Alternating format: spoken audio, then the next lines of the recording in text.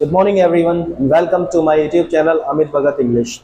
In my today's class I have brought to you 5 more different sentences which I have written on the board.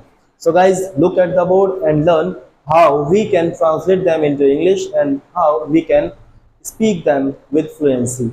The more we speak, the more fluency we are going to get. You know very well.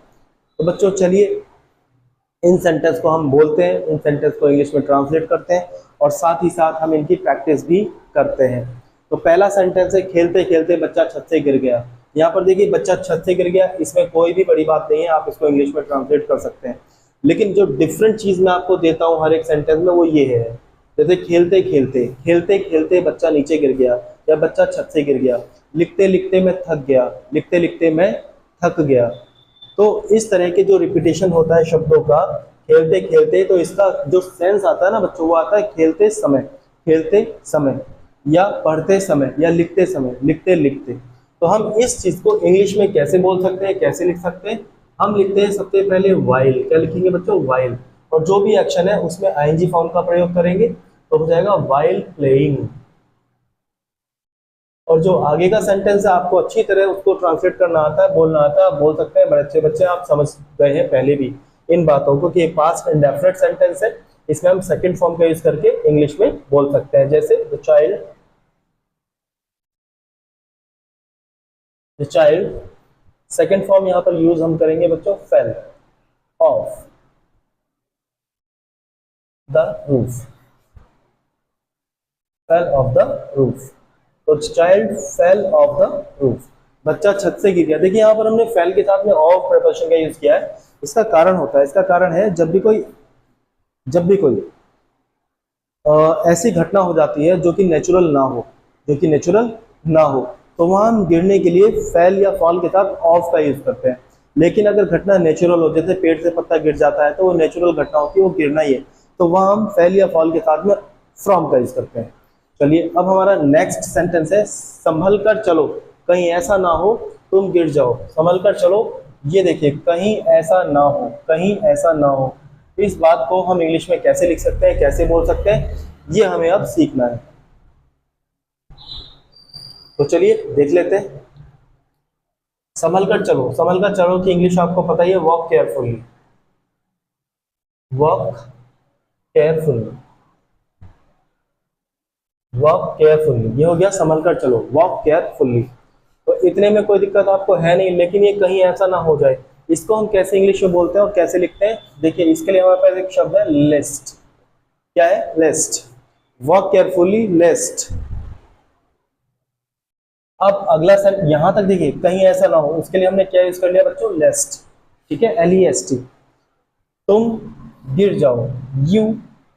और लेस्ट जहां भी होगा उसके साथ बच्चों हम use करते हैं शुड। क्या यूज करेंगे? शुड।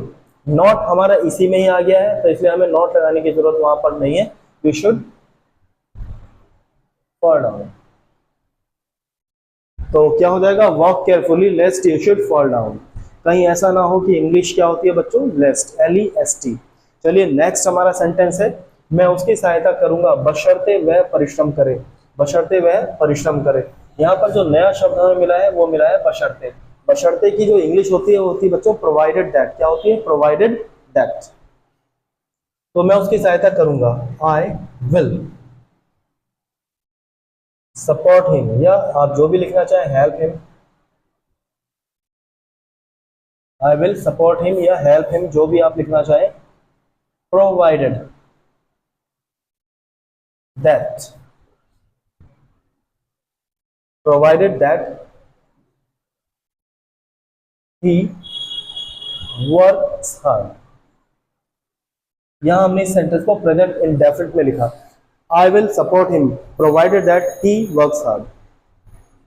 बशर्ते की इंग्लिश क्या हो गई बच्चों? यहां पर प्रोवाइडेड दैट। क्या हो गई बच्चों? Provided that. मैं उसकी सहायता करूंगा, I will support him, I will support him provided that he works hard. ठीक है बच्चों। नेक्स्ट है शोर सुनकर। देखिए यहां पर हुआ शोर सुनकर, ये सुनकर वाली जो क्रिया है ना, इसको हम कैसे इंग्लिश में लिखेंगे? और कहाँ पर लिखेंगे। तो ये जो सुन कर वाली क्रिया होती है इसको हम सेंटेंस के शुरू में आईएनजी फॉर्म से लिखते हैं। जैसे मैंने लिखा हियरिंग, क्या लिखा बच्चों, हियरिंग। हियरिंग मीन्स सुनकर, the noise, hearing the noise. तो ये हो गया शोर सुनकर, hearing the noise.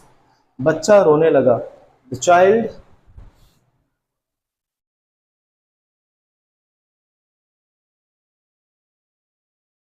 Begin to cry, the child began to cry.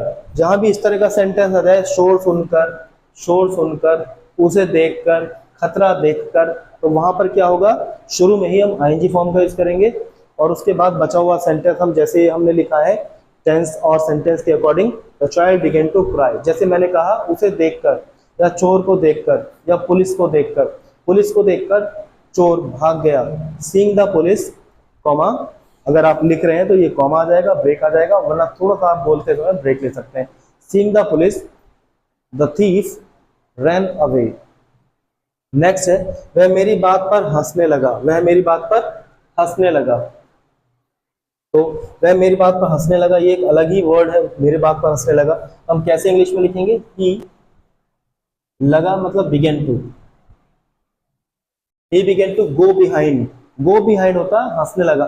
एक बड़ा सुंदर वर्ड है बच्चों, he began to go behind my words, he began to go behind my words, he began to go behind my words. वह मेरी बात पर हंसने लगा, वह मेरी बात पर हंसने लगा, he began to go behind my words. ऐसे ही टेंस भी हम चेंज कर सकते हैं, वह मेरी बात पर हंसा, he went behind my words loudly, वह बहुत तेज तेज मेरी बात पर हंसा, he went behind my words loudly. तो बच्चों ये सारी बातें आपको समझ में आ गई होंगी। मैं एक बार और आपको बता देता हूँ, दोबारा से रिपीट हम देख लेते हैं करके इसको। खेलते खेलते बच्चा छत से गिर गया, तो खेलते खेलते मतलब वाइल प्लेइंग, वाइल प्लेइंग। लिखते लिखते वाइल राइटिंग, सुनते सुनते वाइल हियरिंग। नेक्स्ट है आपका संभल कर चलो, कहीं ऐसा ना हो, कहीं ऐसा ना हो जाए, या कहीं ऐसा ना हो, लेस्ट, क्या कहते हैं इसको, लेस्ट। और इसी में ही नॉट छुपा हुआ है। और एक बात ये है कि जब भी हम लेस्ट का यूज करते हैं तो अगले सेंटेंस में जो लेस्ट के बाद हमें लिखना है उसमें हमेशा ही शुड का यूज हम करते हैं। नेक्स्ट पे अगर हम आए, मैं उसकी सहायता करूंगा बशर्ते, ये बशर्ते नया शब्द आपको मिला है और इसकी इंग्लिश होती है प्रोवाइडेड दैट। क्या होती है बच्चों, प्रोवाइडेड दैट। नेक्स्ट है हियरिंग, मतलब सुनकर, शोर सुनकर, शोर सुनकर, हियरिंग। उसे देखकर, सीइंग हिम, उसे देखकर, सीइंग हिम। पुलिस को देखकर, सीइंग द पुलिस। वह मेरी बात पर हंसने लगा, he began to go behind my words, he began to go behind my words। तो ये थी बच्चों आज की हमारी स्पोकन की एक छोटी सी क्लास, जिसमें मैंने आपको 5 अलग अलग प्रकार के सेंटेंस समझाने की कोशिश की है। और आपको ये समझ में आ भी गया होगा, बस आप मेरा चैनल सब्सक्राइब कर लीजिए और इसी तरह के सेंटेंस मैं आपको रोज ही देता हूँ। अपनी इंग्लिश को और ज़्यादा आप स्ट्रॉन्ग कर लीजिए।